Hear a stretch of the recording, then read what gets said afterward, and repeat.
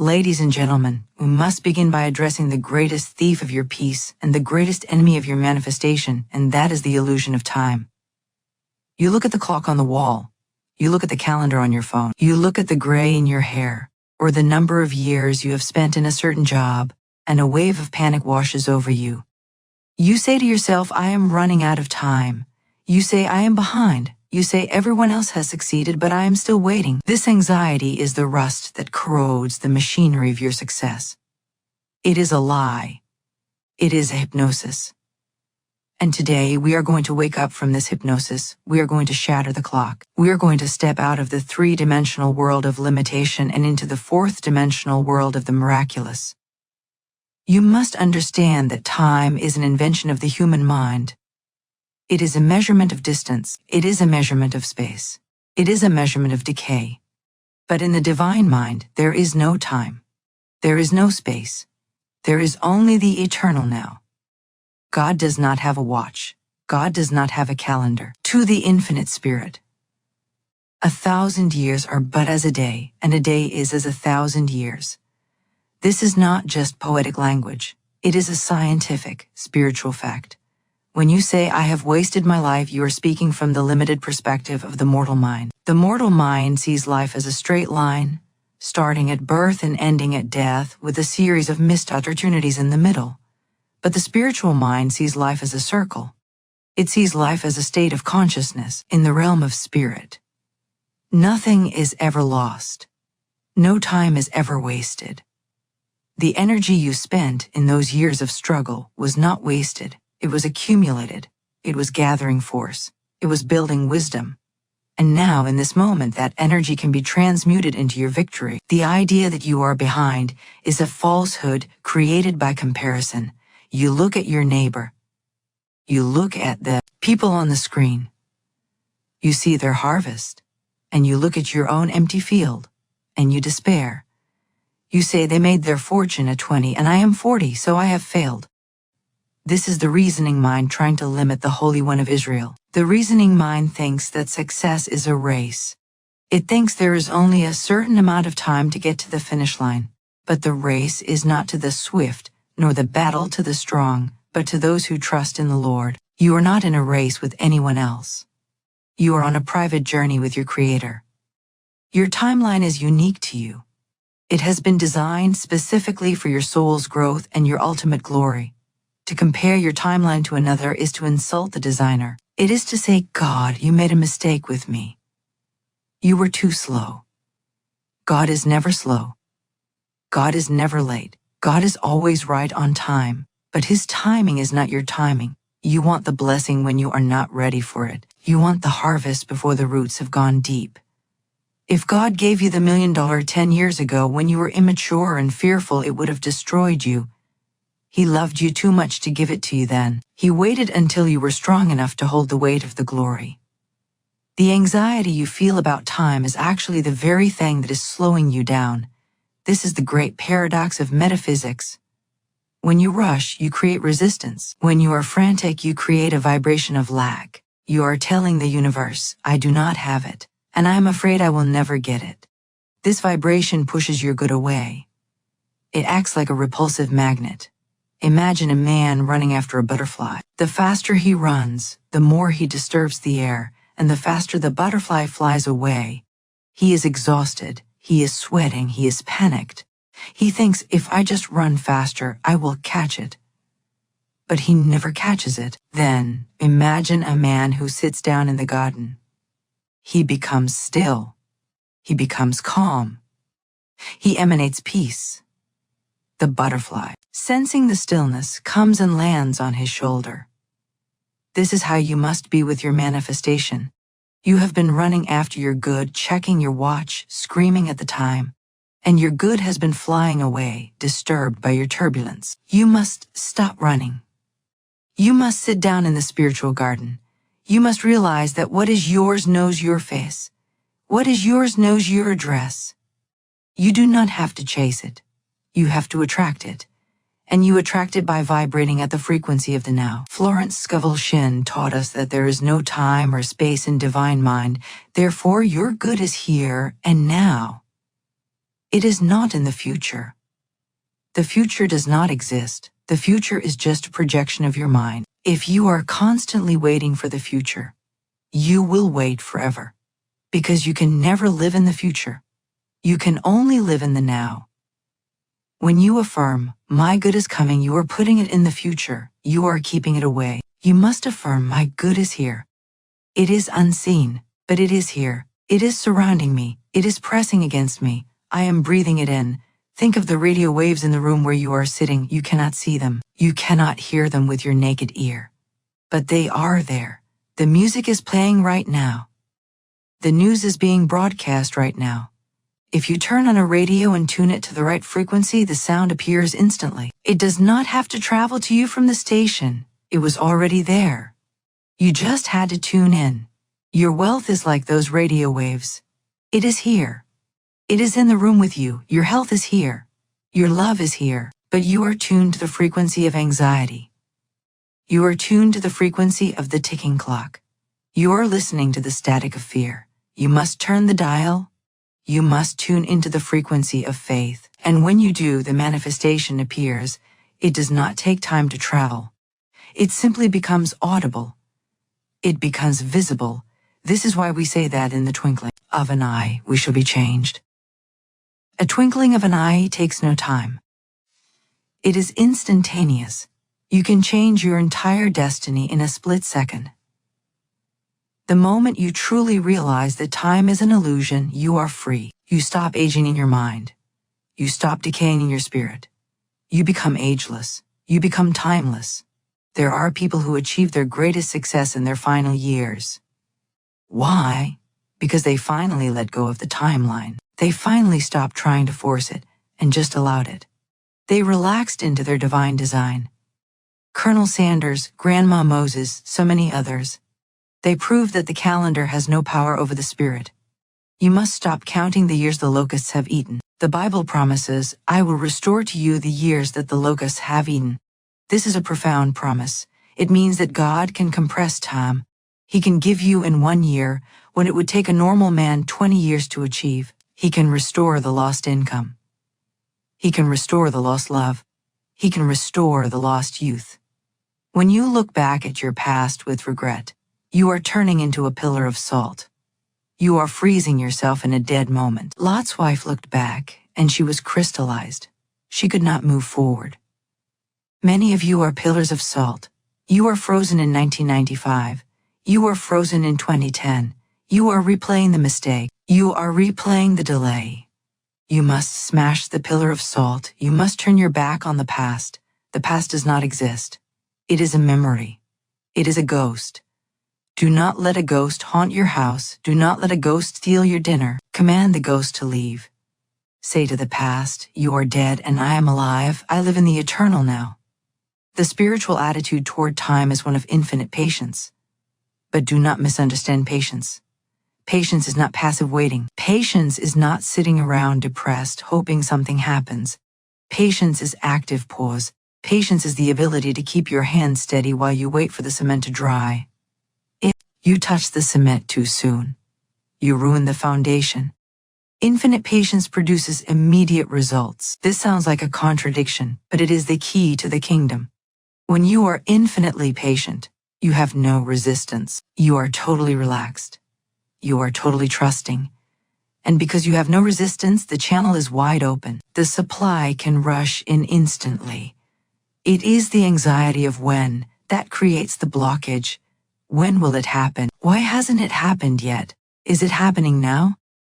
This constant checking is like a child digging up a seed to see if it is growing. You dig it up, you look at it, you see no roots, and you bury it again. Then you dig it up the next day. You are killing the seed. You are killing your miracle. Leave the seed alone. The earth knows how to grow the seed. The divine mind knows how to bring your demonstration to pass. It knows the perfect season. It knows the perfect weather. It knows the perfect hour. Your job is to plant the seed, water it with your faith, and then walk away. Walk away and do something useful. Walk away and be happy. Walk away and live your life. If you can live your life with joy before the manifestation comes, the manifestation will come so fast, it will make your head spin. But if you suspend your happiness until the manifestation arrives, you are telling the universe that you are incomplete. You are telling the universe that you are empty. And the universe will mirror your emptiness. You must be full of the now. You must find the joy in this moment. The cup of tea you are drinking right now, enjoy it. The sun shining through the window right now, feel it. The breath in your lungs right now, appreciate it. When you are fully present in the now, you are fully present with God. And when you are with God, all things are possible. Fear of running out of time is actually a fear of death. It is the ego knowing that its time is limited. But you are not the ego. You are the spirit. The spirit cannot die. The spirit cannot run out of time.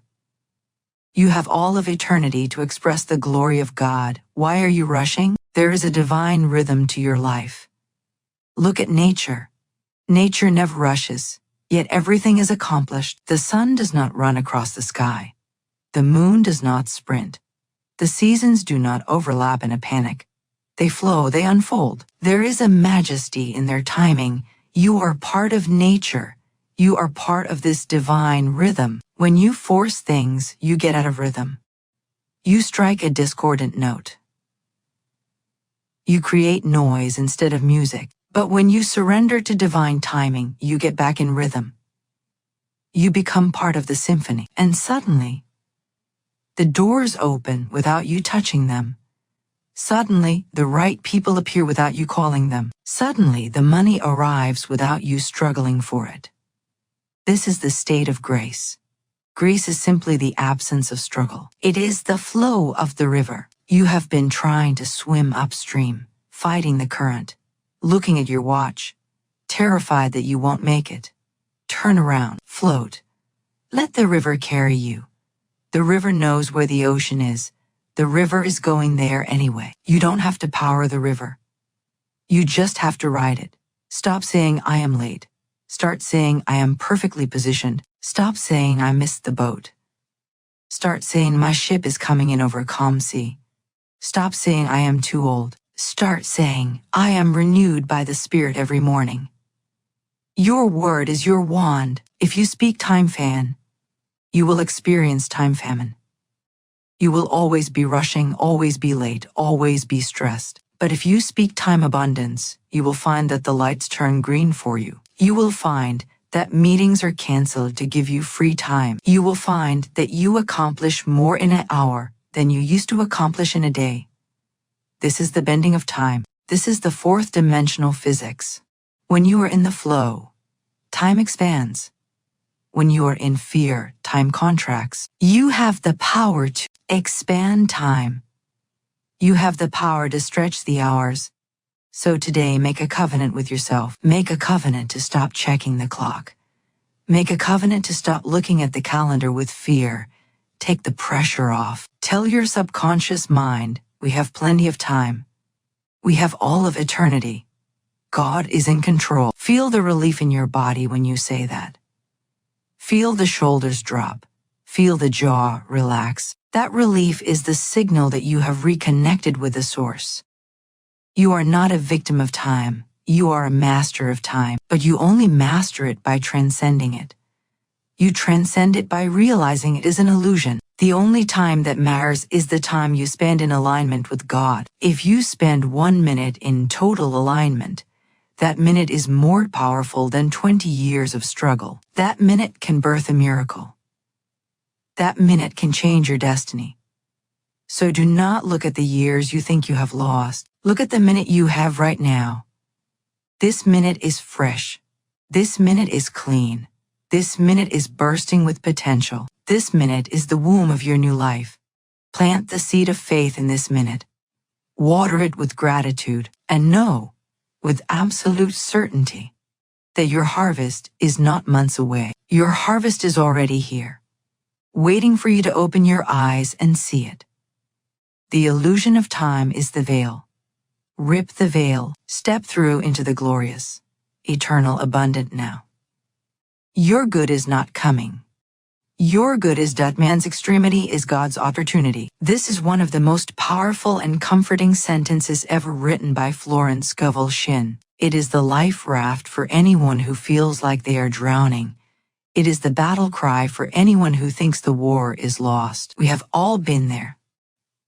The bills are due tomorrow, and there is no money in the bank. The deadline is an hour away, and the solution is nowhere to be found. The relationship is hanging by a thread, and the scissors are coming out.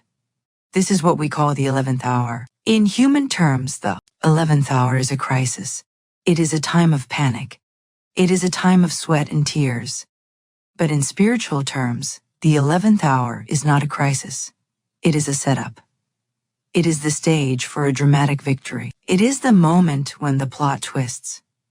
It is the moment when the human hand lets go, so the divine hand can take hold. You must understand why miracles often happen at the very last second. It is not because God is cruel. It is not because the universe likes to see you sweat. It is because of the nature of the human intellect. The human intellect is stubborn. The human intellect is proud. It likes to fix things itself. It likes to have a plan A, a plan B, and a plan C. As long as you have a plan, as long as you think you can figure it out with your limited reasoning mind, you are blocking the superconscious mind. You are standing in the way of the miracle. You are cluttering the channel with your own efforts. But then comes the extremity. Then comes the moment when plan A fails, and plan B fails, and plan C fails. You look at your hands, and they are empty. You look at your brain, and it is tired. You say, I cannot do this. I give up. This moment of giving up is actually the moment of breakthrough. When you say, I cannot, you are finally making space for the one who can. When you stop trying to force the door open, the lock clicks. Man's extremity is God's opportunity because it is the only time man stops interfering. It is the only time the ego gets out of the driver's seat. The ego hates to lose control, but at the 11th hour, it has no choice. It is forced to surrender. And in that surrender, the infinite spirit rushes in. Think of the story of the Red Sea. The Israelites were not saved a week in advance. They were not saved when they were packing their bags in Egypt. They were led to the edge of the sea. They were trapped. The water was in front of them. The army of Pharaoh was behind them. They were in total extremity. There was no way out. To the human eye, it was a disaster. But it was exactly there, at the edge of the disaster, that the sea parted. If the sea had parted a week earlier, they wouldn't have needed to trust. If there had been a bridge, they wouldn't have seen the glory of God. The miracle required the trap. The deliverance required the danger. Your situation right now might look like a trap. You might feel the army behind you and the sea in front of you. Do not panic. You are simply at the Red Sea moment. You are at the place where the laws of physics are suspended, and the laws of metaphysics take over. The 11th hour is a test of your poise. Can you stand still when the ground is shaking? Can you sing praises when the ship is sinking? If you can, the ship will not sink. The ground will stabilize. Most people panic at the 11th hour. They start making frantic phone calls. They start compromising their values. They start begging. This is the wrong reaction. This is digging a hole instead of building a ladder. When you hit the 11th hour, you must go into the silence. You must stop the chatter of the fear. You must say to the fear, you are lying to me. This looks like the end, but it is actually the beginning. Florence taught that we should actually welcome the 11th hour. We should see it as the signal that the manifestation is close. The darkness is always deepest before the dawn. If it is very dark in your life right now, rejoice. The sun is about to break the horizon. There is a specific psychology to the last-minute save. When you know you cannot save yourself, you experience a release of tension. It is a strange paradox. You stop fighting, you go limp. And in that limpness, you become buoyant. You float. Have you ever noticed that when you finally stop worrying about a problem, the solution appears? You struggle with a name you can't remember all day. You get frustrated, you give up. And 5 minutes later, the name pops into your head. Why? Because the tension of the search was blocking the Arrival of the answer. The 11th hour forces you to stop the search. It forces you to drop the tension. And in that vacuum of tension, God enters. So if you are watching the clock right now, stop it. If you are counting the minutes, stop it. You are trying to manage the timing, and timing is not your department. Your department is faith. God's department is timing. Do not try to do God's job. You are not qualified. You do not see the whole picture. You do not know that the check is already in the mail. You do not know that the person you need to meet is walking toward you right now. You only see the empty room. God sees the crowded street.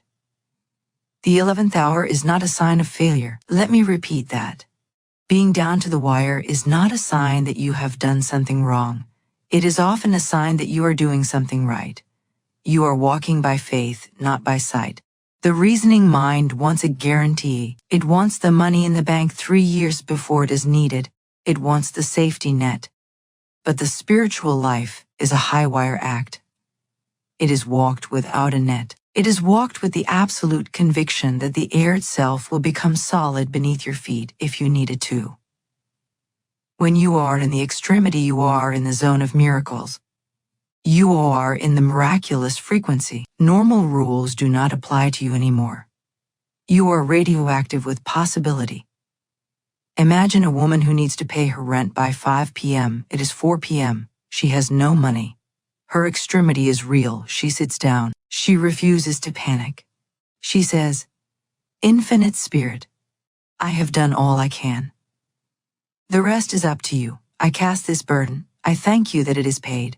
At 4:45 p.m., a neighbor knocks on the door. He says, "I just remembered I borrowed $50 from you 2 years ago. Here it is with interest. It is the exact amount she needs. This is how it works. It cuts it close. It keeps you on the edge of your seat, but it never fails. The supply always meets the demand." But notice the supply met the demand only after she cast the burden. If she had spent that last hour crying and screaming, she might not have heard the knock on the door. She might have been out of the house, running around in a panic. Her stillness at the 11th hour was the magnet. Her trust in the face of disaster was the key. You must learn to play the game of life with cool nerves. You must have the nerves of a gambler, but the faith of a saint. You are betting everything on the goodness of God, and that is a bet you cannot lose. The extremity you are feeling is simply the pressure of the new life trying to break through the shell of the old life. A chick struggles to get out of the egg. It is an extremity. It is a tight squeeze. It is a life or death struggle. But if you were to help the chick, if you were to break the shell for it, it would be weak. It would die. The struggle gives it the strength to survive in the new world. Your 11th hour struggle is giving you spiritual muscle. It is teaching you that you are not dependent on your job. You are not dependent on the economy. You are dependent on Source alone. Once you learn this lesson, you are free. You are truly independent. You can walk through the fire and not be burned. So do not curse the 11th hour. Bless it. Say, "This is God's opportunity. This is where the magic happens. This is where I get to see the glory." Turn your panic into praise. This is the ultimate alchemist's trick. When you are terrified, start praising God. Start thanking Him for the victory before the victory arrives. Thank Him for the save before the net appears. Praise is the fastest way to dissolve the fear. You cannot be terrified and grateful at the same time. The mind cannot hold both vibrations. Choose gratitude. Choose to believe that the script has already been written and it has a happy ending. You are the hero of this movie.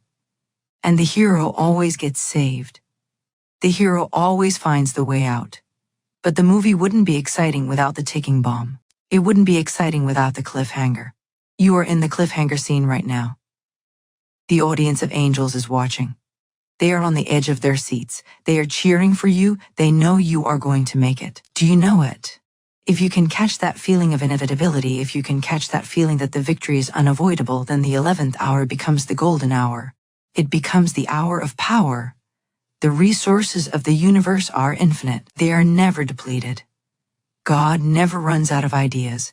God never runs out of money. God never runs out of love. The only thing that runs out is your belief. So refill your belief. Top up your faith tank. You have enough fuel to get to the finish line. The finish line is closer than you think. It is right around the corner. Do not sit down in the road and cry when you are 10 feet from the treasure. Keep walking, keep trusting, keep expecting. Man's extremity is God's opportunity. Memorize this. Tattoo it on your heart. When the world says it is over, God says, I am just getting started. When the doctor says there is no hope, God says, I am the hope. When the bank says insufficient funds, God says, my supply is endless. You are not alone in this extremity. You are yoked with the power that created the stars. That power is not worried.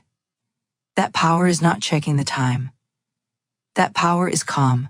Borrow that calmness. Breathe it in. Let it steady your shaking hands. Let it quiet your racing heart. The 11th hour is here.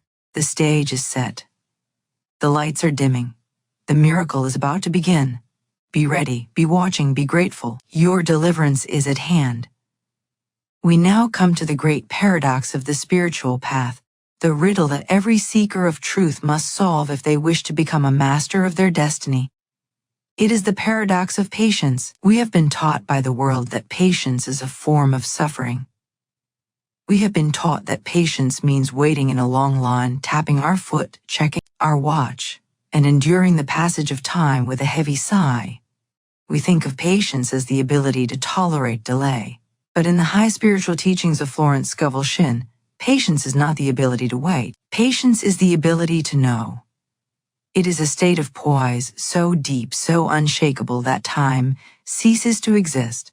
She gave us the golden key when she said, infinite patience produces immediate results. Read that again in your heart. Infinite patience produces immediate results. To the reasoning mind, this is madness. The reasoning mind says, if I am patient, it means I am waiting, and if I am waiting, the result is not immediate. But the spiritual mind understands the physics of faith. The fastest way to get what you want is to stop waiting for it.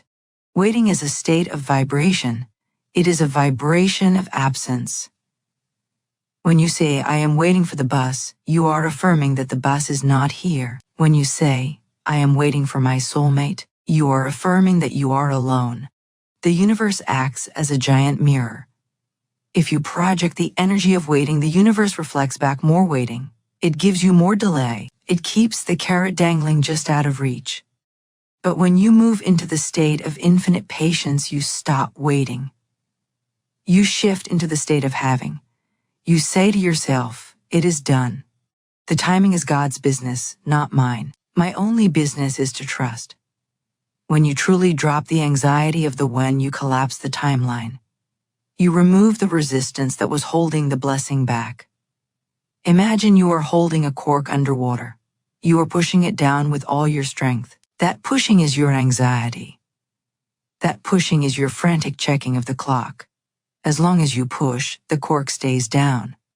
But the moment you relax your hand, the moment you stop trying to control the position of the cork, what happens? It shoots to the surface instantly. It does not slowly drift up. It pops up. This is exactly what happens with your manifestation when you apply infinite patience. You take your hands off the throat of the situation. You stop strangling your own dream with your fear. And because the pressure's gone, the dream can breathe. It can rise, it can appear. Most people are pushing their good away with their own frantic energy. They are chasing the butterfly with a net, running through the garden, trampling the flowers, creating chaos. They think they are working hard. They think they are being proactive, but they are just making noise. Infinite patience is the act of sitting still in the garden. It is the act of becoming a flower instead of a hunter. The flower does not chase the bee. The flower does not check its watch and say, where is that bee? It is late. The flower simply opens. It simply emits its fragrance. It trusts the intelligence of the bee. It trusts the design of nature. And the bee always comes. You must learn to be the flower. You must learn to emit the fragrance of faith. When you are frantic, you smell like fear. You smell like desperation. And desperation repels prosperity. Desperation repels love. Desperation repels health. When you relax and say, I trust the timing, you change your scent. You start to smell like confidence. You start to smell like peace. And suddenly, everything you were chasing starts chasing you. This is the great secret of non-resistance.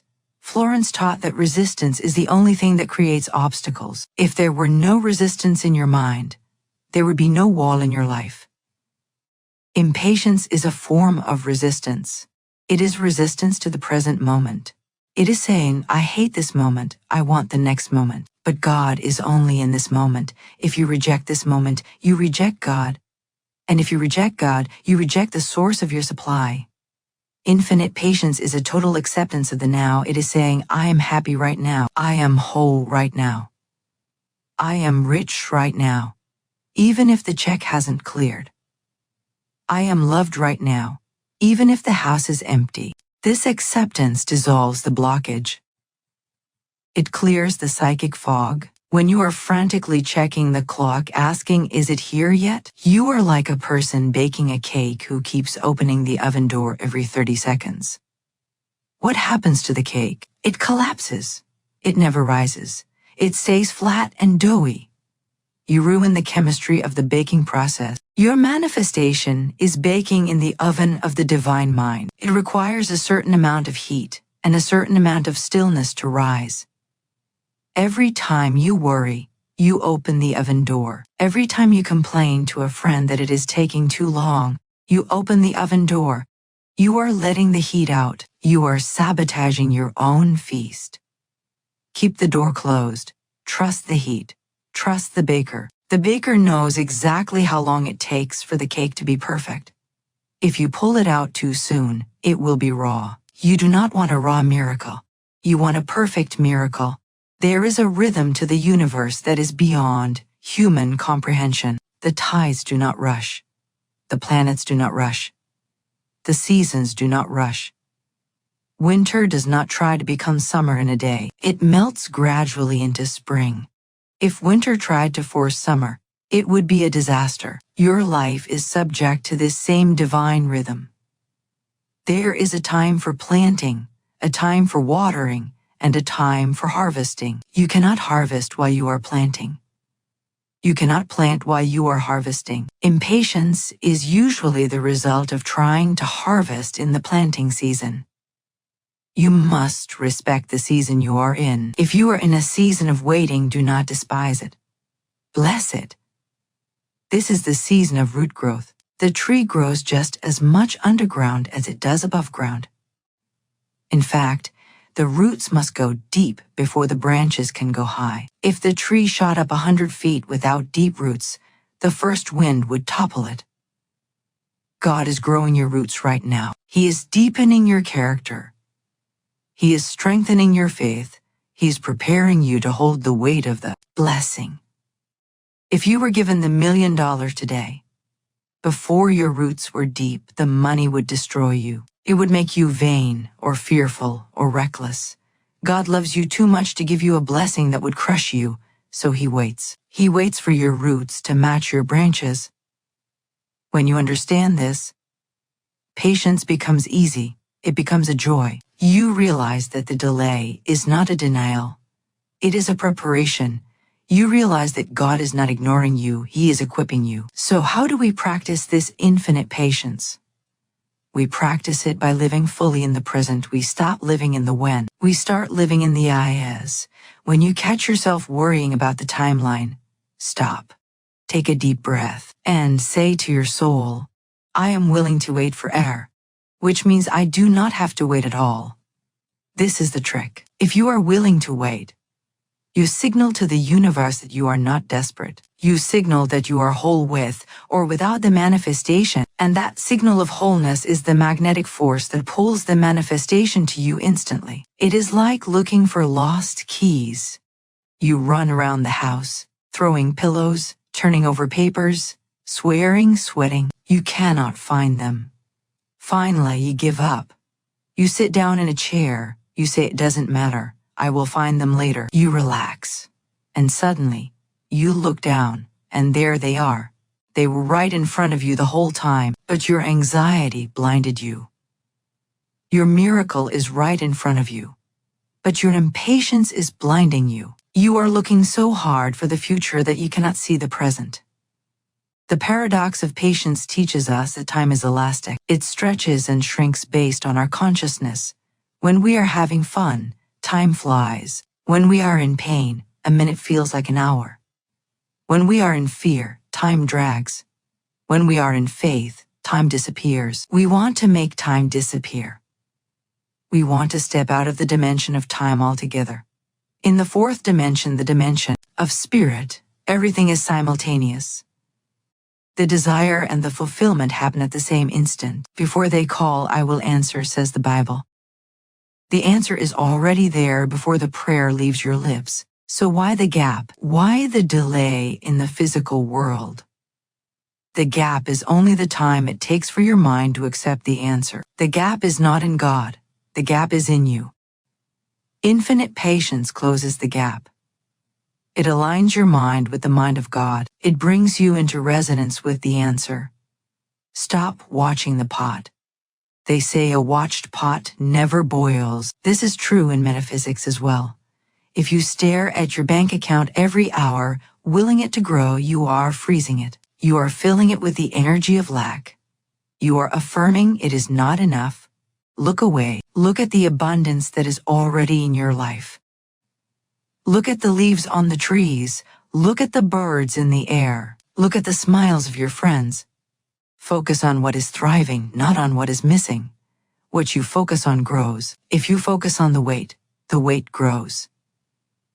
If you focus on the gratitude grows. You must act as if the wait is over. This is the ultimate act of faith. How would you act if you knew, with absolute certainty, that the money was arriving tomorrow? Would you be pacing the floor? No.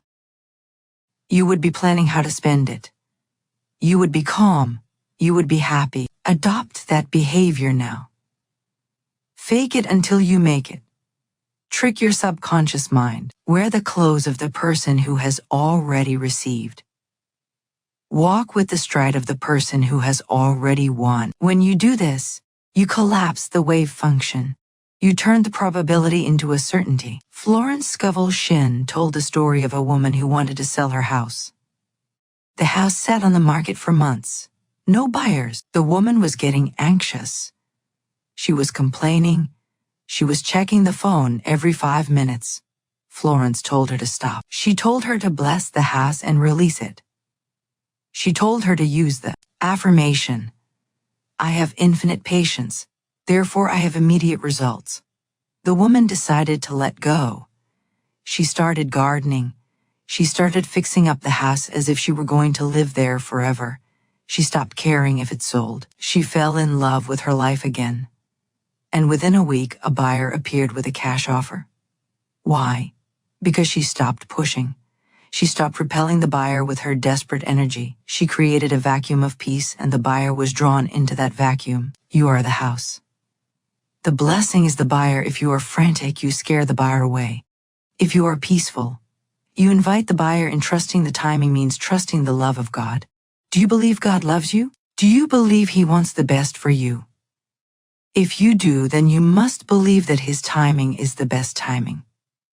If He is withholding something, it is for a reason, it is for a protection, or it is because something better is coming. Maybe you are crying over a job you didn't get. You are impatient. You are angry. But you do not see that if you had gotten that job, you would have missed the opportunity of a lifetime that is coming next month. You are crying over a closed door, not realizing that it is a mercy. Stop judging the timing. You do not have the clearance to judge. You do not see the whole board. You are a pawn on the board, thinking you are the king. Let the king move the pieces. Your job is to stay on your square and hold your vibration. Infinite patience is a form of spiritual strength. It takes muscle to stand still when everything in you wants to run. It takes muscle to keep your mouth shut when you want to complain. It takes muscle to smile when you want to cry. Develop these muscles. They are the muscles of a master. And remember, the word immediate in God's dictionary does not always mean a split second in human time. It means without intermediary steps. It means directly from source. But often it does mean instantly. We have all experienced instant manifestations. You think of a friend and they call. You need a parking spot and one opens up. These are glimpses of how life is supposed to be all the time. The only reason big things take longer is because we have more resistance to them. We have more fear attached to money than we do to parking spots. We have more trauma attached to love than we do to phone calls. The delay is just the measure of our resistance. So do not work on the time, work on the resistance. Dissolve the fear, dissolve the doubt, dissolve the unworthiness. When the resistance is gone, the time is gone. Say to yourself today, I am not waiting, I am resting. I am resting in the certainty of my good. I am resting in the arms of the infinite. Let the clock tick. Let the calendar turn. None of it matters. You are living in the vertical dimension of spirit, not the horizontal dimension of time. In the vertical dimension, everything is now. Your health is now. Your wealth is now. Your joy is now. Claim it now. Do not postpone your happiness. Do not say, I will be happy when. Say, I am happy because God is my supply. Because I am alive. Because I hold the winning ticket. The paradox of patience is the door to freedom. Walk through it. Lay down your heavy load of waiting. It is too heavy to carry. Drop it. Stand up straight. Look around you. The fields are white with harvest. The laborers are few because everyone is too busy looking at their watches. Be the laborer who reaps. Put in your sickle. The grain is ripe. The time is fulfilled. The kingdom of heaven is at hand. Trust the timing. Trust the process. And watch how quickly the mountains move when you stop trying to push them. Watch how quickly the waters part when you stop splashing. Infinite patience produces immediate results. This is the law. Live by it, and you will never wait for anything again. You will simply move from glory to glory, from faith to faith in the beautiful, timeless dance of the divine. We must now address the most common way that the human race destroys its own blessings. It is a habit so subtle, yet so destructive, that it kills more miracles than all other negative forces combined. It is the habit of digging up the seeds. Imagine for a moment a farmer who buys the finest corn seed available. He prepares his field with great care. He plows the earth until it is soft and rich. He plants the seed in the perfect rows. He covers it with soil. He waters it. He prays over it. But then the very next morning he wakes up filled with anxiety. He runs out to the field with his shovel. He digs up the earth. He lifts the seed out of the ground. He holds it in his hand and examines it closely.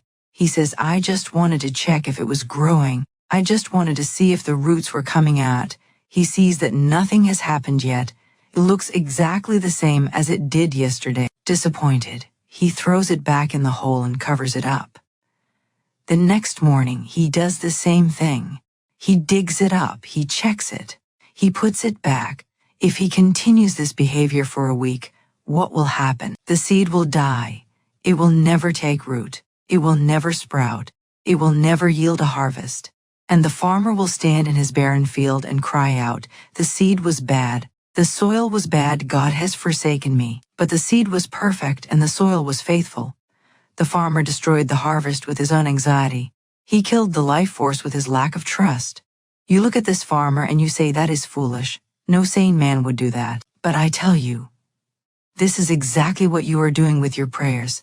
This is exactly what you are doing with your affirmations. This is exactly what you are doing with your dreams. Every desire you have is a seed. It is a capsule of divine potential. Just like the acorn contains the entire pattern of the oak tree.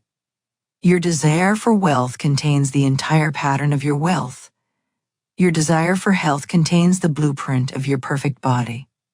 When you speak the word, when you make your affirmation, you are planting that seed in the universal substance. You are placing it in the womb of the divine mind. The universal substance is the soil. It is fertile. It is responsive. It knows exactly how to bring the seed to fruition. It contains the moisture, the nutrients, and the intelligence to transform a thought into a thing. Once the seed is planted, the work of the soil begins, but the work of the soil happens in the dark. It happens in secret. It happens underground. The trouble begins because the human senses cannot see underground. The reasoning mind lives by the rule of seeing is believing. So you speak the word for prosperity. You say, God is my unfailing supply, and large sums of money come to me quickly. You plant the seed, you feel good for a moment, but an hour later you open your banking app.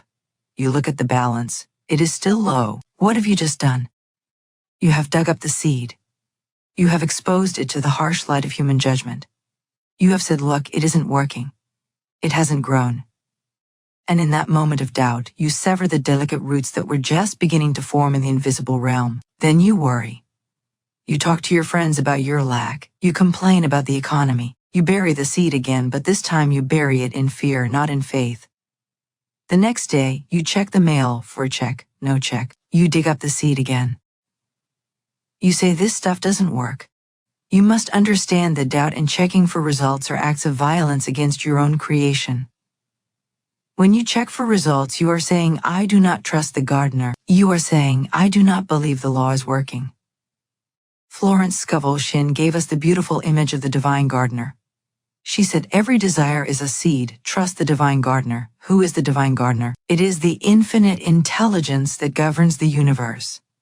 It is the same power that spins the planets and tells the tides when to turn. Do you think this power needs your supervision? Do you think God needs you to check his work every 5 minutes? When you plant a seed in the physical world, you walk away. You have confidence in the laws of nature. You know that if you provide the water and the sun, the seed must grow. It is a law. You do not lose sleep over it. You do not pace the floor wondering if the carrot seed will mistakenly produce a turnip. You rest in the certainty of the law. Why do you not have the same confidence in the spiritual law? The spiritual law is even more certain than the laws of agriculture. The spiritual law never fails. It cannot fail. It is the very nature of God in action. The problem is that you are addicted to the evidence of the senses. You are addicted to the appearance. If you cannot see it, you think it isn't real. But everything that is real was once unseen. The building you are sitting in was once just a thought in an architect's mind. It was unseen.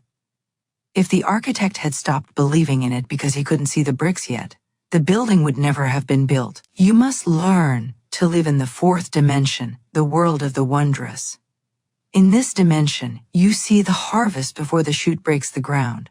You see the money before the transfer is made. You see the healing before the pain stops. This is what Jesus meant when he said, believe that ye receive them, and ye shall have them. Notice the tense. Believe that ye receive, present tense, and ye shall have, future manifestation. You must believe it is done while it is still underground. Stop digging. I cannot say this strongly enough. Stop checking the bank account with fear. Stop checking the phone with desperation. Stop looking in the mirror to see if the wrinkles are gone. Stop asking the doctor if he is sure. Stop looking for signs. The wicked generation seeketh after a sign, but no sign shall be given to it. Why? Because looking for a sign implies doubt. It implies that you need proof to believe. But faith is the proof. Faith is the substance of things hoped for, the evidence of things not seen. If you have faith, you don't need a sign. You have the knowing. You have the conviction. You have the seed. When you walk away from the field, you are demonstrating active faith. Passive faith says, I hope it grows. Active faith says, it is growing, so I will go prepare the barn.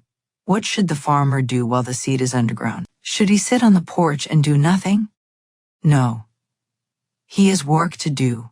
But his work is not digging. His work is watering and weeding.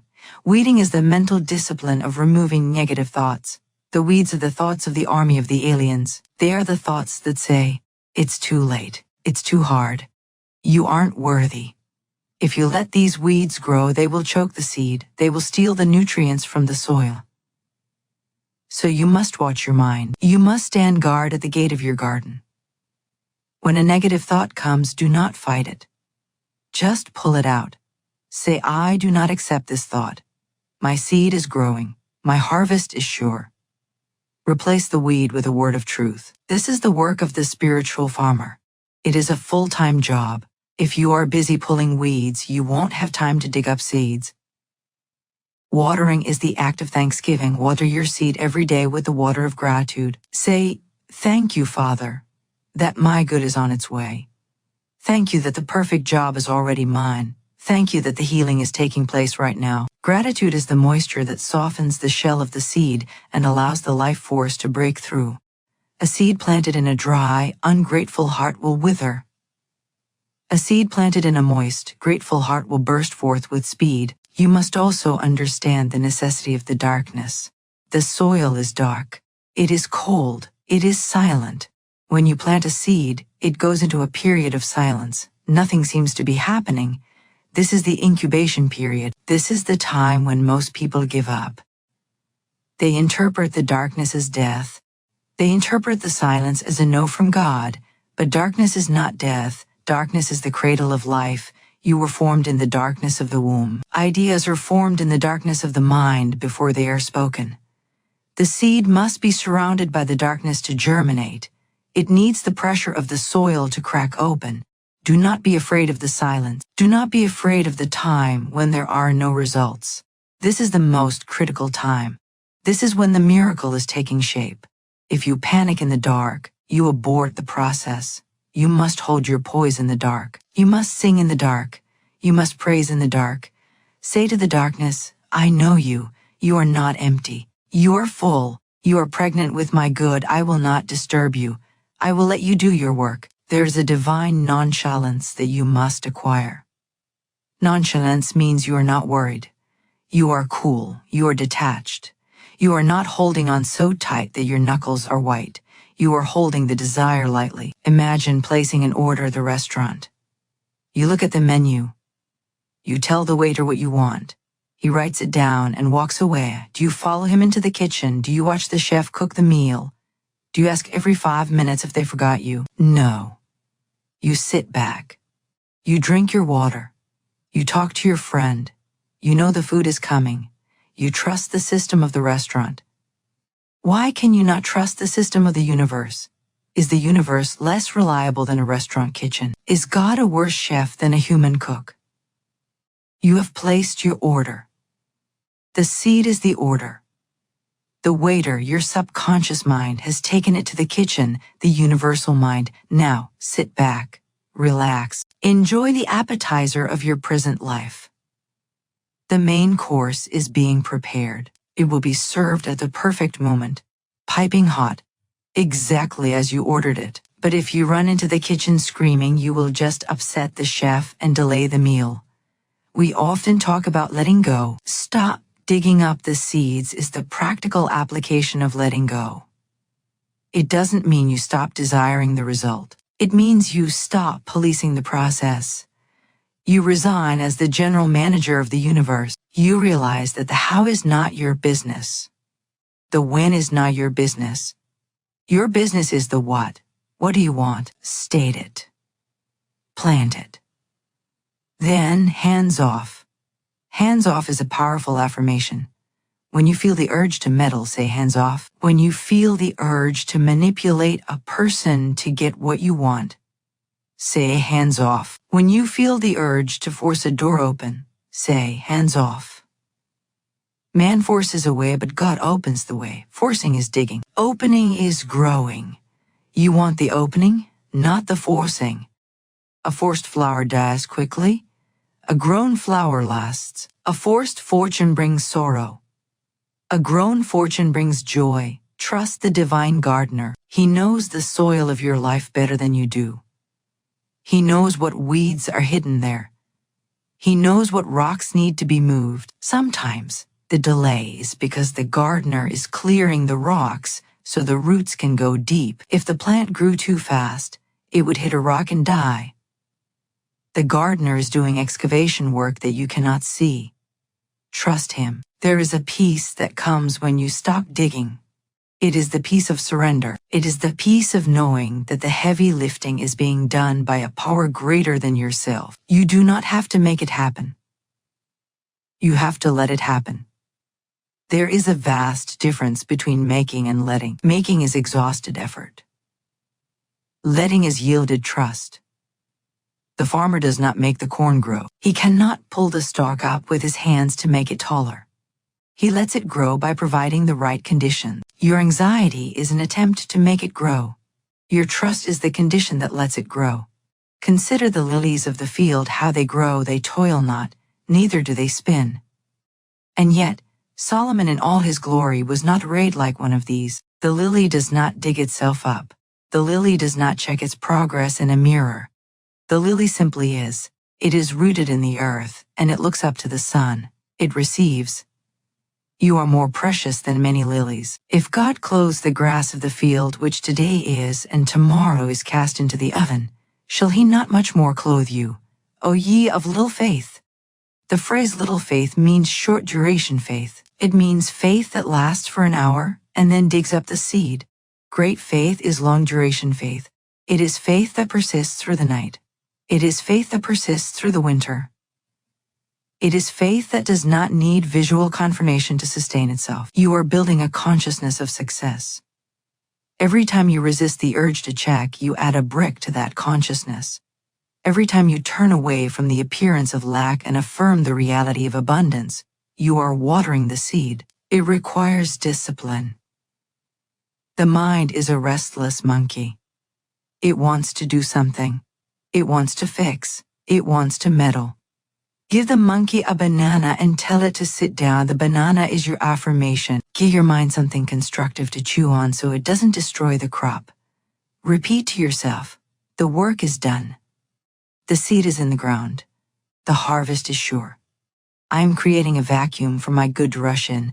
I am preparing the way. Do not discuss your seeds with others. This is another form of digging. When you tell everyone what you are manifesting, you are exposing the seed to the birds of the air. The birds are the doubts and criticisms of other people. They will come and peck at your seed. They will say, that's impossible. You can't do that. And their doubt will mingle with your doubt, and the seed will be stolen. Keep your secret. Mary kept these things and pondered them in her heart. The womb is a secret place. The soil is a secret place.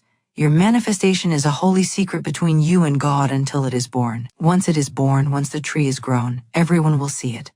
You won't have to tell them. The fruit will speak for itself.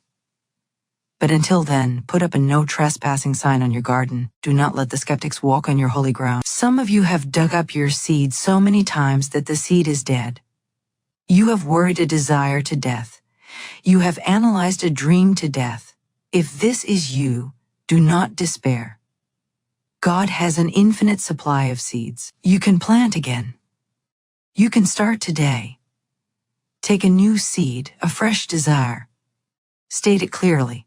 Plant it with a ceremony of commitment. Say, Infinite Spirit, I plant this seed of your desire today. I release it to the care of the divine gardener. I vow that I will not dig it up. I vow that I will not worry. I vow that I will wait with joy for the harvest. And then keep your vow. When the doubt comes, say, no, I promised. I promised the gardener I would not touch it. I will keep my hands in my pockets. I will keep my mind on the light. The harvest is inevitable. It is a mathematical certainty. 1 + 1 = 2. Seed plus soil plus faith equals harvest. It cannot equal anything else. The only variable is you. The only variable is your interference. Remove the interference. Remove the anxiety. Remove the need to control. Stand back and watch the miracle unfold. Watch the green shoot break the hard crust of the earth. Watch the stalk rise toward the heaven. Watch the bud form. Watch the flower open. It is a spectacle of glory. It is a symphony of grace. And it is happening for you right now in the invisible realm. Do not disturb the masterpiece while it is being painted. Do not touch the wet canvas. Let the master artist finish the work. The result will be more beautiful than you can ask or imagine. Stop digging. Start trusting. The divine gardener has never lost a seed yet. He will not lose yours. You must learn the difference between forcing a way and letting God open the way. This is the difference between misery and magic. It is the difference between a life of struggle and a life of grace. Most people are exhausted because they are trying to break down doors that are locked against them. They are bruising their shoulders.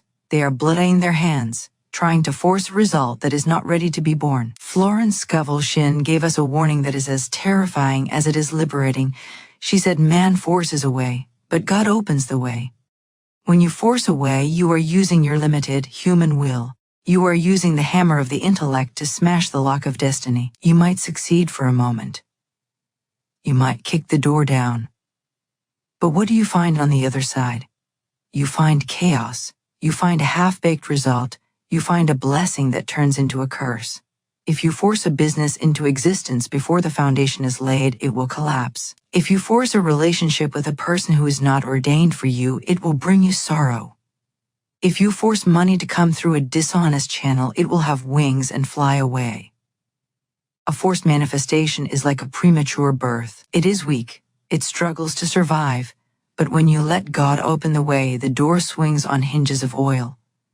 It opens silently. It opens easily. You do not have to push. You simply walk through. And on the other side, you find the full feast. You find the blessing that adds no sorrow. You find the house that is built on a rock. You must stop banging your head against the wall. The wall is not your enemy. The wall is a message. It is telling you not this way, not this time. When you hit a blocked door, do not get angry. Do not scream at the universe. Step back. Take your hands off the knob. Say, if this door is closed, it is because a better door is about to open. We are so afraid of the closed door. We think it means rejection. We think it means failure. But in the divine plan, a closed door is a protection. God closes doors that lead to danger. God closes doors that lead to mediocrity. God closes doors that lead to smallness. He shuts you out of the lesser so he can usher you into the greater. If you are standing before a locked door right now, realizing that no matter how hard you push, it will not budge, take it as a sign. Stop pushing. The definition of insanity is doing the same thing over and over and expecting a different result. If the door is locked, the lock is not broken. The lock is doing its job. It is keeping you out of the wrong room. There is a profound peace that comes when you accept the locked door. You stop fighting reality. You say, "Thank you, Father, for this blockage. Thank you for stopping me from making a mistake. I will wait for the door that opens for me." And sure enough, when you turn your back on the locked door, you see the window that was open the whole time. You see the side entrance that leads to the throne room. Forcing is the result of fear. You force because you do not trust. You think that if you do not make it happen right now, it will never happen. You think that God has forgotten you, so you must do God's job. This is arrogance. This is the ego trying to play God. The ego says, "I must control the timing. I must control the outcome." But the ego is blind. It cannot see around the corner. It cannot see the trap that lies ahead. Flowing is the result of trust. You flow because you know you are being carried. You are like a leaf on a river. The leaf does not have to swim. The leaf does not have to steer. The current takes it exactly where it needs to go. The current of the divine will is stronger than any obstacle. If you surrender to the current, it will carry you around the rock. It will carry you through the rapids. It will deposit you on the shore of your promised land. Imagine you are putting together a puzzle. You pick up a piece. You try to put it in a spot. It doesn't fit. You push it. It still doesn't fit. You hammer it with your fist. You bend the cardboard. You ruin the picture. This is what you do when you try to force your life. You ruin the divine picture. God is the master puzzler. He knows where every piece goes. If a piece doesn't fit today, it is because it belongs in tomorrow. If a person doesn't fit in your life, it is because they belong in someone else's puzzle. Let the pieces fall where they may. Do not force the corner piece into the center. Wait for the pattern to emerge. When things are not happening, when the silence is long and the waiting is hard, it is because the pieces are being arranged in your favor. Behind the scenes, in the invisible realm, there is a massive reorganization taking place. People are being moved. Circumstances are being shifted. Resources are being gathered. It is like a stage crew changing the set behind the curtain. You cannot see them. You only see the curtain. But if you were to rush onto the stage before they were done, you would trip over the wires. You would ruin the scene. Wait for the curtain to rise. Wait for the set to be ready. When the curtain goes up, everything will be in its perfect place. The lighting will be perfect. The props will be perfect. The other actors will be ready.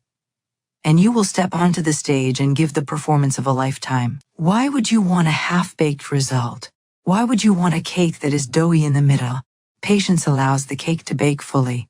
Patience allows the fruit to ripen on the vine.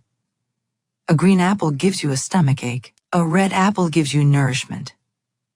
You are trying to pick green apples because you are starving. But if you wait just a little longer, the apple will turn red. It will fall into your hand. You won't even have to pull it. The law of non-resistance is the secret to opening locked doors. Water is the most powerful element on earth because it is non-resistant. It does not fight the rock, it flows around it. And over time, it wears the rock down. It carves the canyon. It dissolves the mountain. Your faith should be like water. Soft, yielding, yet unstoppable. When you encounter an obstacle, do not stiffen your neck. Do not harden your heart. Become like water. Flow around the problem. Bless the problem. Say, I do not see a way through, but God knows the way around, and suddenly a path appears where there was no path. There is a story of a woman who wanted a specific apartment. It was perfect for her. She had the money. She was ready. But the landlord refused to rent it to her. He was rude. He shut the door in her face. She was furious. She wanted to sue him. She wanted to force her way in. But she remembered the law. She stopped. She said, I bless this man. I bless this door. If this is not my apartment, then a better one is waiting. She released it. She flowed. 2 days later, she found an apartment on the same street that was twice as big, for half the price, with a landlord who was kind and generous. If she had forced her way into the first apartment, she would have missed the palace. She would have been stuck with a rude landlord and a small room. The closed door was her salvation. You are crying over closed doors that are saving your life. You are weeping over relationships that ended, not realizing that if they had continued, they would have destroyed your soul. You are angry about jobs you lost, not realizing that they were holding you back from your true career. Trust the divine architect. He knows the blueprints. He knows that that wall needs to be there to support the roof. He knows that that door needs to be locked to keep out the thieves. When you try to pry open a door, you are operating from a vibration of lack. You are saying, I must have this specific thing or I will die. This is idolatry. You are making the thing your God. You are making the person your God. But God is a jealous God. He will not share his glory with another. He will not let you worship a house or a job or a man. He will lock the door until you turn back to him. When you say, God, I desire this, but I am happy without it, you break the idol. You release the grip. And often that is the exact moment the door opens. The moment you stop needing it is the moment you get it. This is the irony of the spiritual law. Detachment is the key to the lock. We force because we feel small. We think we have to fight for our share. We think the pie is limited, and if we don't grab a slice, we will starve. But the universe is infinite. There is no shortage of good. There is no shortage of money. There is no shortage of love. If one door closes, it is because the room was too small for your expanded consciousness. God is pushing you into a bigger room. Do not be the bird that falls in love with the cage. The cage is safe, but it is a prison. When the door of the cage opens, fly. When the door of the cage closes, wait. The keeper of the cage knows when it is safe to fly. There is a rhythm to the open and closed doors. It is like the systole and diastole of the heart. The heart must close to pump blood and open to receive it. Your life must have periods of closing and periods of opening. The winter is a closed door. The earth is hard. The seeds are locked inside. But without the winter, there is no spring. Do not hate the winter. Do not try to force the crocus to bloom in the snow. Let it sleep. Your dreams need sleep. Your desires need a period of gestation. When nothing is happening, your dream is sleeping. It is gathering strength. It is growing its wings. Do not wake it up too soon. When you force, you create friction, you create heat. You burn out your engine. How many of you are burned out? How many of you are tired in your bones? That tiredness is the evidence of forcing. You have been trying to push the river. You have been trying to carry the world on your shoulders. Put the world down. It is not yours to carry. Put the problem down. It is not yours to solve. Stand still and see the salvation of the Lord. The salvation of the Lord is effortless. It is smooth. It is elegant. When God solves a problem, He solves it completely. He ties up every loose end. He satisfies every party. He creates a win-win solution that no human mind could have conceived. But He cannot do this while you are interfering. He cannot do this while you are banging on the door. Your noise is drowning out His whisper. Your frantic movement is disturbing His delicate work. Step back. Be a witness, not a warrior. The battle is not yours, but God's. Your only weapon is your word. Speak the word of opening, and then put your sword away. Open the way, infinite spirit. Open the way for my right work, my right home, my right abundance. Let me walk the open road. Let me see the open gate. Once you have spoken this, look for the open gate. Do not stare at the closed one. The open gate might be small. It might look insignificant. It might be a humble opportunity, but if it is open, walk through it. That small gate is the entrance to the highway. Do not despise the day of small beginnings.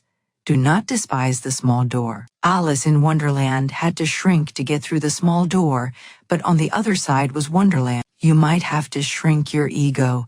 You might have to humble your pride. You might have to take a job that seems beneath you, or live in a place that seems small. But if the door is open, it is God's door, and it leads to greatness.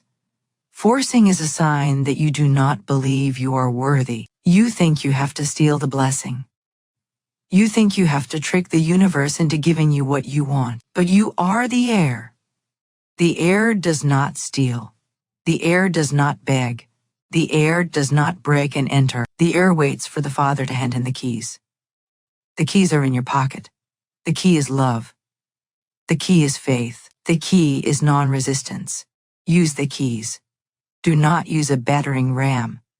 If a relationship is hard, if it is a constant struggle, if you are always crying and fighting to make it work, you are forcing a locked door.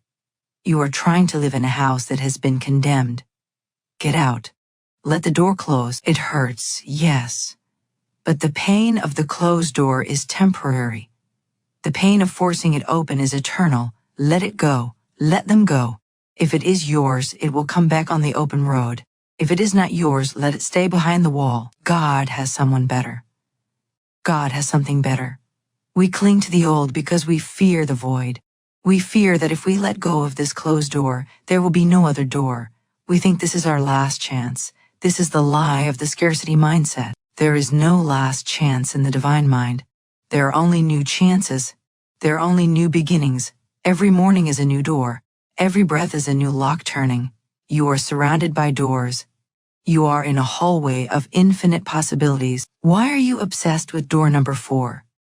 Door number 4 is locked. Move on. Door number 5 is wide open. Door number 6 is ajar. Explore the open doors. That is where your flow is. That is where your money is. That is where your joy is. Flowing feels like playing. Forcing feels like working. Manifestation should feel like play. It should be a game. The game of life and how to play it. You do not play a game by breaking the rules and smashing the board. You play by understanding the moves. You play with a light touch. When you are flowing, coincidences happen. Synchronicities happen. You meet the right people. You say the right things. You are in the right place at the right time. You are lucky. But luck is just another name for flow. Luck is just the result of not resisting the current. Stop banging your head. Your head is meant for wearing a crown, not for breaking down walls. Lift your head up. Look up. The sky is open. There are no walls in the sky. If the horizontal way is blocked, try the vertical way. Go up in consciousness. Rise above the problem. From the higher perspective, the wall looks like a line in the sand. You can step over it. You have the power to dissolve the door. Not by force, but by vision. See the door opening, see the obstacle fading, see the way clear. Keep that vision in your mind, but do not lift a finger in the physical world to force it. Let the vision do the work. The vision organizes the energy. The energy moves the matter. It is so simple, yet we make it so hard. We are addicted to the struggle. We think that if we don't suffer, we don't deserve the reward. We think the harder we push, the more God loves us. But God loves the one who rests. God loves the one who trusts. Be the one who rests. Be the one who smiles at the locked door and walks away whistling. Be the one who knows that the palace of the king has many mansions, and there is a room prepared specifically for you. The door to that room has your name on it. It is unlocked. It is waiting. Stop fighting with the wrong doors and you will find the right one. The right one opens at a touch. The right one welcomes you home. Wait for the full feast. Do not eat the crumbs of a forced outcome. Do not settle for the scraps of a manipulated victory. You are a child of the king. You dine at the banquet table. The table is being set. The guests are arriving. The music is playing. The door will open, and when it does, you will walk through with your head held high, knowing that you did not break in, you were invited in. You belong there, and no man can shut the door that God has opened. We now arrive at the ultimate test of the spiritual warrior, the technique that separates the master from the novice. It is the technique of standing still. This sounds simple to the ear, but it is the most difficult action for the human personality to perform. The human personality is addicted to movement. It is addicted to noise. It is addicted to fixing. When a crisis hits, when the deadline looms, when the money is not there, the ego screams, do something. Run. Fight. Manipulate. Beg. Borrow. Steal. But the command from the high place is different.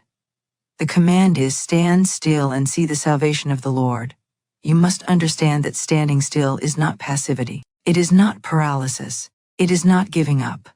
Standing still is a state of high-voltage active faith. It is the ability to hold your ground when your logic is telling you to run for the hills. It is the ability to remain poised when the ground beneath you is shaking. It is the ability to look the lion in the eye and not flinch, knowing that the lion is an illusion and God is the only reality.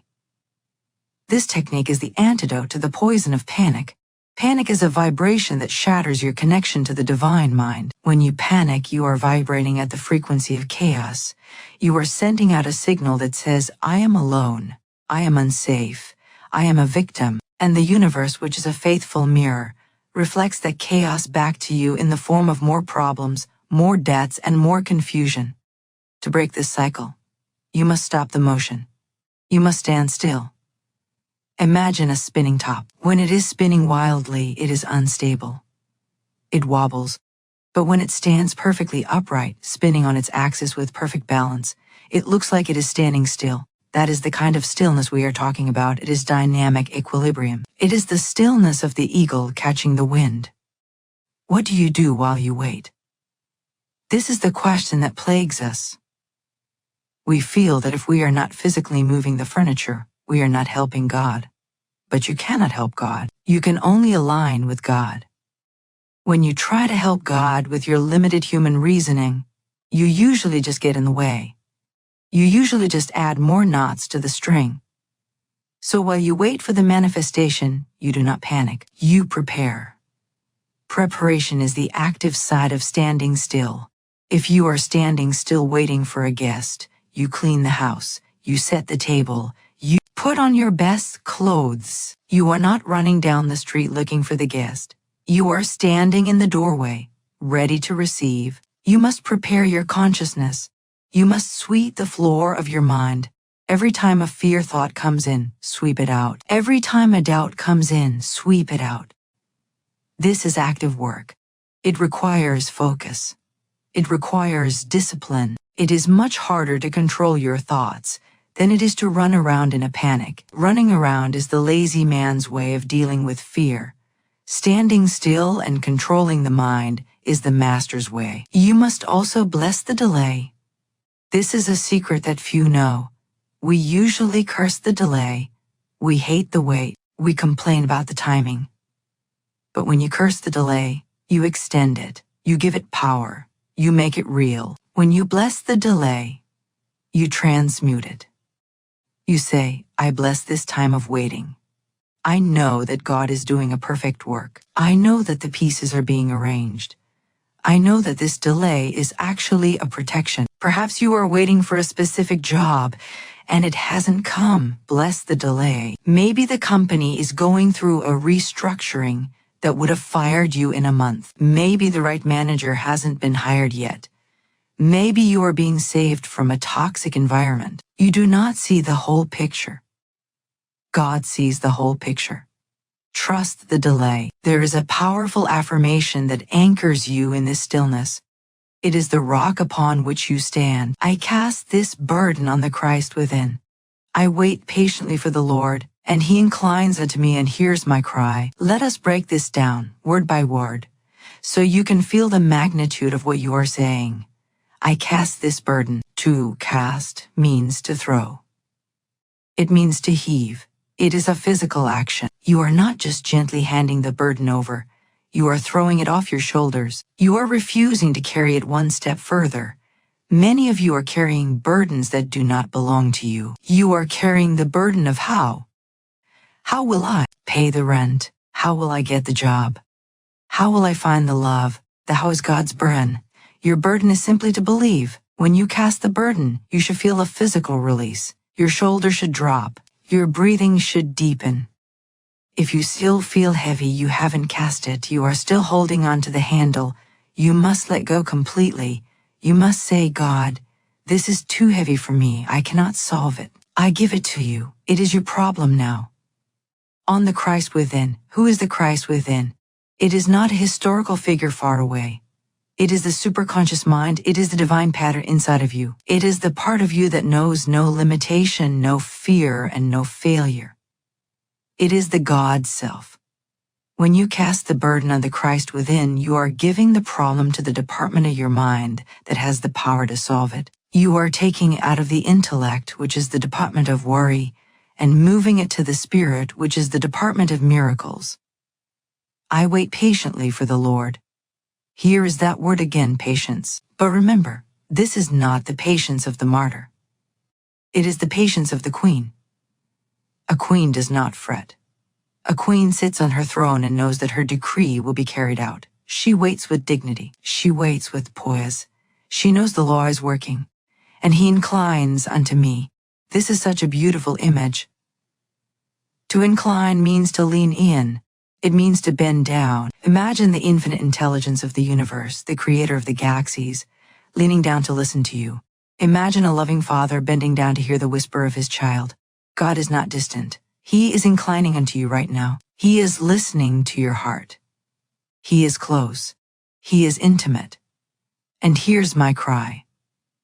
The cry is not always a loud scream. Sometimes the cry is a silent prayer. Sometimes the cry is a tear, but nothing is lost. Every desire is a prayer. Every need is a cry. And the promise is that He hears it, and if He hears it, He answers it. For God to hear is for God to act. There is no gap between His hearing and His doing. The only gap is in our perception. When you use this affirmation, you are building a fortress of peace around yourself. The winds of circumstance may blow, the waves of debt may rise, the voices of doubt may scream, but inside the fortress, you are safe. You are standing still. Think of the story of Jehoshaphat in the Bible. A vast army was coming to destroy him. A multitude. By all logical accounts, he was dead, he was outnumbered, he was outgunned. His logic told him to run. His fear told him to surrender, but he stood still. He consulted the Lord. And the Lord said, Be not afraid nor dismayed by reason of this great multitude, for the battle is not yours, but God's. Ye shall not need to fight in this battle. Set yourselves, stand ye still, and see the salvation of the Lord. They stood still. And what did they do while they stood still? Did they chew their fingernails? Did they pace the floor? No. They appointed singers unto the Lord. They started singing. They started praising. In the face of impending death, they sang about the beauty of holiness. And what happened? The enemies turned on each other and destroyed themselves. Jehoshaphat didn't have to lift a sword. He didn't have to shed a drop of blood. He just had to collect the spoils. It took them 3 days to gather all the jewels and gold that were left behind. This is the result of the stand-still technique. The problems that seem so huge, the armies of debt and lack that seem so terrifying, they destroy themselves. They dissolve into nothingness. You do not have to fight them. You have to sing to them. You have to praise in their face. When you stand still, you are proving to the universe that you believe in a power greater than the problem. If you run, you are proving that you believe the problem is the greatest power. Action born of fear always creates more karma. It creates a mess that you have to clean up later. Action born of stillness creates miracles. There is a moment in every manifestation process where you hit the wall of logic. The logic says the numbers don't add up. The logic says you are too old. The logic says the market is down. This is the moment you must use the technique. You must say to your logic, you are a liar. You are looking at the appearance, but I am looking at the reality. Stand your ground. Do not retreat 1 inch. Do not lower your standards. Do not compromise your dream. If you want the palace, do not settle for the shack just because the shack is available now. Stand still and wait for the palace. If you want the millions, do not settle for the pennies. Stand still and wait for the millions. The stand-still technique requires you to master your nervous system. Your nerves will want to jump. You must soothe them. You must treat yourself like a frightened child. Say to your nerves, peace, be still. Say to your heart, rest in the Lord. Breathe, take a bath, walk in nature. Do whatever you have to do to get back to the center. The center is the place of power. The circumference is the place of weakness. When you are running around, you are on the circumference. When you are standing still, you are at the center. At the center there is no movement, yet all movement originates from there. At the center you are one with God. Many people mistake this stillness for doing nothing. They say, but I have to make calls. I have to send emails. I have to apply for jobs. Yes, you do. But you do them from the stillness, not from the panic. There is a vast difference between an action taken in desperation and an action taken in inspiration. When you stand still, you receive the hunch. You receive the divine guidance. The voice of intuition is quiet. It cannot be heard over the noise of your panic. It cannot be heard over the sound of your running feet. You have to stop running to hear the instructions. God might say, turn left. But if you are sprinting to the right, you won't hear him. God might say, call this person. But if you are busy screaming at someone else, you won't hear him. Stillness is the receiver, panic is the static. Stand still and let the mud settle. When you stir up a pond, the water becomes cloudy. You cannot see the bottom. You cannot see the fish. The more you stir, the cloudier it gets. This is your mind. When you worry, you are stirring the mud. Stop stirring, let the mud settle. The water will become clear, and then you will see the treasure that was lying at the bottom the whole time. The treasure is there, the solution is there, the money is there. It is hidden by the mud of your own fear. I cast this burden on the Christ within. Say it when you wake up in the morning and the anxiety hits you. Say it when you look at the bills. Say it when the phone rings. Make it your mantra. Make it your shield. When you cast the burden, do not pick it back up. This is the mistake most people make. They throw the burden to God, and then 5 minutes later they say, God, are you sure you have it? Let me just check. And they grab it back. They put the heavy backpack back on their shoulders, and then they wonder why they are tired. If you give a package to FedEx to deliver, you do not hold on to the box. You let go. You trust the driver. You trust the system. You get a tracking number, and you go about your day. God is a better delivery service than FedEx. He has never lost a package. He has never missed a delivery. But you have to let go of the box. Stand still and watch the delivery truck arrive. It is coming. It is navigating the traffic of the universe to get to you. It is carrying your good. It is carrying your answer.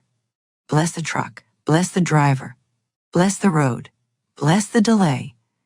Every moment of delay is a moment of interest accumulating on your account. When the blessing finally arrives, it will be bigger because of the wait.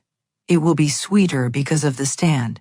You are a statue of faith, unmovable, unshakable, unbreakable. The storms may beat against you, but you do not crumble. You are made of spiritual granite. You are carved from the rock of ages. Let the world run. Let the heathen rage. Let the markets crash. Let the governments fall. You stand still. You are citizens of a kingdom that cannot be shaken.